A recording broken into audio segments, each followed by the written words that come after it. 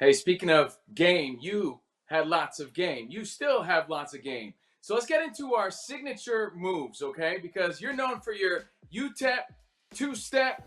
You take credit for sort of inventing the crossover. But our question is, which of these moves is the hardest to pull off, okay? Well, which one of Let's the start with, moves? I say the real killer crossover is the hardest to do.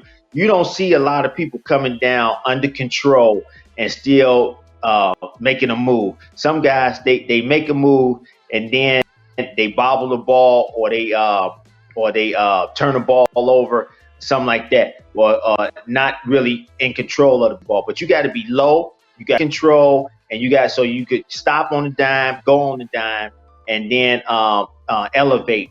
When you need to elevate over a big. So I think the real, to come down, kill a crossover right in front of you, that's the hardest thing to do. All that other stuff between the legs going one way, or a spin move, or between the, behind the back like that. That's kind of easy. But just to kill a crossover itself, yeah, that's kind of tough because you got to be under control. Now, Allen Iverson, another guy with a killer crossover. How do you assess his crossover compared to yours? Was his legit or what? Well, I think he carried. I just think he carried, and they let him carry, and because that was his move, and everybody say that he carried. That's and a lot of people don't understand. When you growing up in the parks, you're not gonna let nobody do that to you because that's a carry.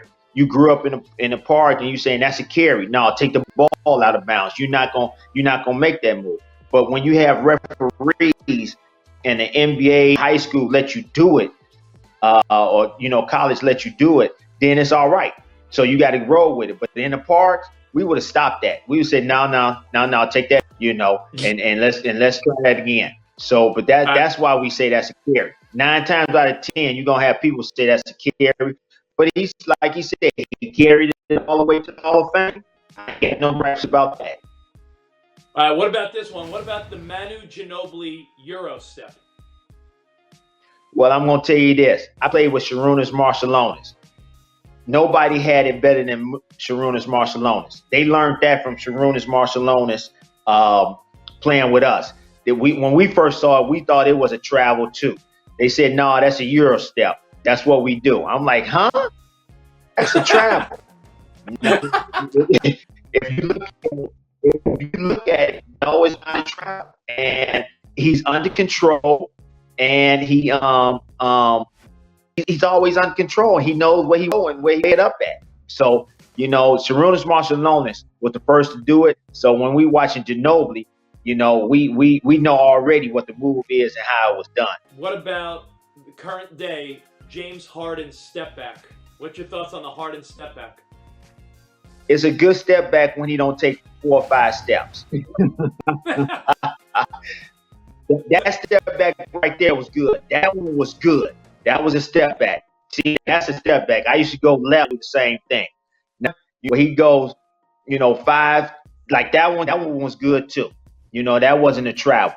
But some of them that he goes, now that was close. That was close to being a travel. That was close to being a travel. And he pushes off a lot too. We didn't. Now that was good step back right there. You got step back is good. Some of them are not good. That was a good one too. That one was good too. I'm hearing a lot of carries and a lot of travels coming out of your mouth.